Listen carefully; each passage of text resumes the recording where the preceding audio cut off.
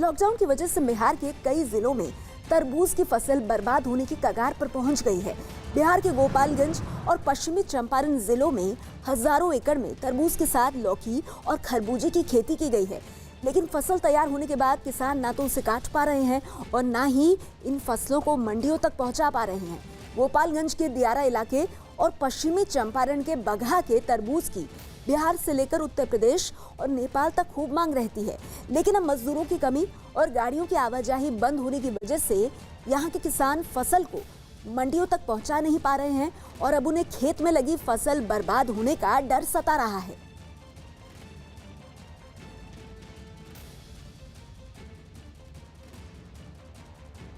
लगभग 100 आदमी किसान हम लोग लालमी और लौकी का खेती किए हैं।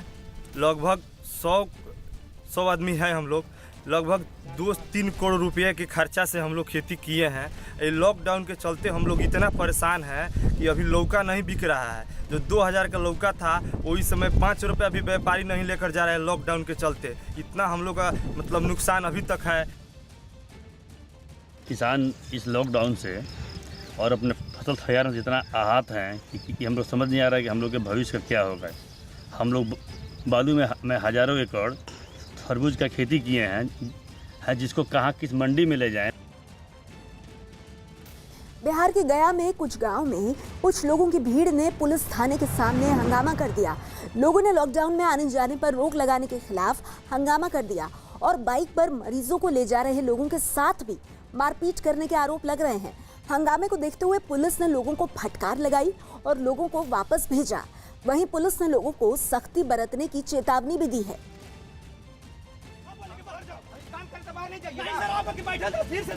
ठीक है, तैयार नहीं आपके पास सुनेंगे आपका बात, सरकार का सुनेंगे बात, नहीं सुने आप काम करिएगा। अगली खबर उत्तर प्रदेश से है। यूपी के वाराणसी में सीआरपीएफ के जवान मास्क बनाने के काम में लग गए हैं। ज्यादा से ज्यादा जरूरतमंदों तक मास्क पहुंचाने के मकसद से सीआरपीएफ के जवान रोजाना 250 से 300 मास्क बना रहे हैं। लॉकडाउन के पहले दिन से ही सीआरपीएफ के जवान रोज अलग अलग इलाकों में निकलते हैं और 100 घरों से संपर्क करके बटालियन का हेल्पलाइन नंबर देते हैं और लोगों की जरूरत के हिसाब से घर घर खाने पीने का सामान और मास्क जैसी चीजें सप्लाई करते हैं।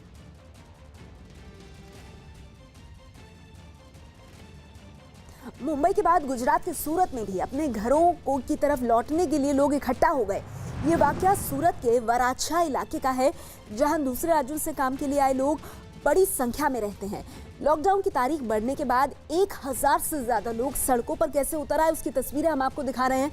सूरत के वराछा और अश्विनी कुमार इलाके में रहने वाले लोगों में कई लोगों ने मास्क लगा रखे थे, लेकिन सोशल डिस्टेंसिंग की धज्जियां उड़ती नजर आ रही थी। ये लोग सूरत की फैक्ट्रियों में काम करते हैं और अपने घर वापस जाने के लिए साधन देने की मांग कर रहे थे। हालांकि मौके पर तैनात पुलिस और प्रशासन के अधिकारियों ने इन लोगों को समझा बुझाकर वापस भेज दिया और इनके खाने का इंतजाम करने का भरोसा भी दिलाया। हमारी यही रिक्वेस्ट थी कि हम अपने सीएम तक ये मैसेज देना चाहते थे सर, और हम लोगों का ये करना हमको भी बुरा लग रहा है, लेकिन क्या करें।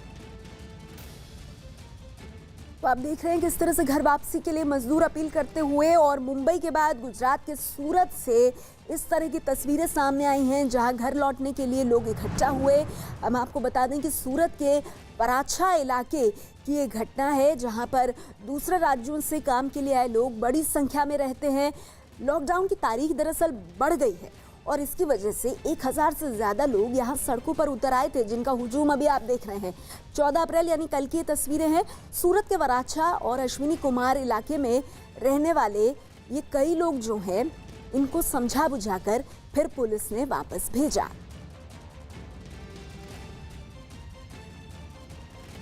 उत्तर प्रदेश के नोएडा में हॉटस्पॉट बनाए गए कई इलाकों को सील किए जाने के बाद वहां सामान नहीं पहुंचाए जाने की शिकायतें सामने आ रही हैं। मसलन सेक्टर 27 में रहने वाले लोगों का यह आरोप है कि उनके इलाके को सील तो कर दिया गया, लेकिन राशन से लेकर जरूरत के दूसरे सामान को पहुंचाने के लिए प्रशासन ने कोई व्यवस्था नहीं की है, जिसकी वजह से लोगों को सामान लाने के लिए खुद ही निकलना पड़ रहा है। जो हेल्पलाइन नंबर दिया गया है वो भी काम नहीं कर रहा है। ऐसे में लोग परेशान हो रहे हैं और प्रशासन की व्यवस्था से खासे नाराज भी हैं।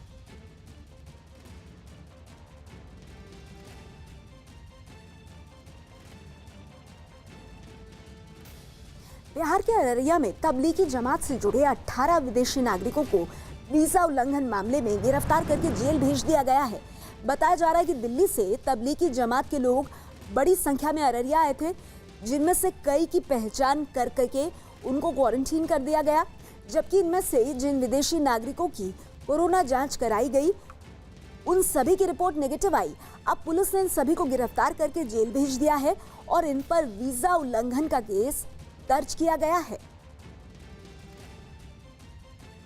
तबलीगी जमात से लौटने वालों की सूची 352 है अररिया में। 352 जो है दिल्ली से अररिया लौटे हैं। राज्य स्वास्थ्य समिति ने 352 लोगों की सूची जारी की है, जिसमें कि दिल्ली में ही 191 लोग अभी क्वारंटीन में हैं। अररिया 161 आए हैं, जिसमें कि अररिया जिला प्रशासन ने 52 लोगों की सूची जारी की है, उनको आइडेंटिफाई किया है, जबकि ट्रेसलेस जो हैं 109 हैं। और हम ब्लॉक की बात करें तो अररिया ब्लॉक में अभी तक 30, फॉरबिसगंज में 7, पलासी में 7, जोकीहाट में 5 और नरपतगंज में 3 लोग शामिल हैं, जो कि इस तबलीगी जमात से दिल्ली से लौटे हैं। और जिला प्रशासन ने जिन्हें 52 लोगों को आइडेंटिफाई किया है, डीएम ने साफ तौर पे बताया है कि उनको जो है क्वारंटीन पर रखा जा रहा है, होम क्वारंटीन पे रखा जा रहा है। ऐसे लोग से न्यूज़ 18 भी कहता है कि जो आप विदेश से आए हैं और आप बाहर से आए हैं, दिल्ली के मरकज़ से आए हैं, तो आप खुद ब खुद घर से बाहर निकलिए और अपना स्वास्थ्य परीक्षण कराइए। क्योंकि कोरोना जैसी महामारी को बचाना है तो आप यदि अपने इस कोरोना संक्रमण को यदि छिपा रहे हैं, यदि आप अपनी पहचान छुपा रहे हैं, तो ये एक गंभीर अपराध है। बहुत ज़रूरी है कि आप बाहर आइए और अपना स्वास्थ्य परीक्षण कराइए। सतीश कुमार, न्यूज़ 18 अररिया। लॉकडाउन बढ़ने के बाद उत्तराखंड के टिहरी में दूर दराज के इलाकों में राशन संकट गहरा सकता है। टिहरी के मुखमाल गांव और दीन गांव समेत कई जगहों पर लोगों को राशन नहीं मिल पा रहा है। अब लॉकडाउन बढ़ने की वजह से लोगों को राशन नहीं मिलने की चिंता सता रही है। हालांकि जिला पूर्ति अधिकारी ने 3 महीने का राशन भेजने का दावा किया है और कालाबाजारी पर कड़ी कार्रवाई की बात कही है, लेकिन फिर भी उत्तराखंड के टिहरी में लॉकडाउन के बढ़ने से लोग परेशान हैं, क्योंकि उनके घरों तक राशन नहीं पहुंच रहा है। जम्मू में वैष्णो देवी मंदिर के रास्ते पर एक तेंदुआ आराम से घूमता हुआ दिखाई दिया। तेंदुए की तस्वीरें सीसीटीवी कैमरे में रिकॉर्ड हो गई। ये तेंदुआ वैष्णो देवी मंदिर जाने के ताराकोट मार्ग पर टहलता हुआ नजर आया। लॉकडाउन की वजह से जम्मू का वैष्णो देवी मंदिर भी पिछले लगभग 3 हफ्तों से बंद है और तीर्थयात्रियों के ना आने जाने की वजह से इन रास्तों पर सन्नाटा पसरा रहता है और शायद इसी वजह से अब इस रास्ते पर तेंदुआ पहुंच गया है। तस्वीरें वैष्णो देवी में ताराकोट मार्ग की, जहां बड़े आराम से एक तेंदुआ टहलता हुआ नजर आया।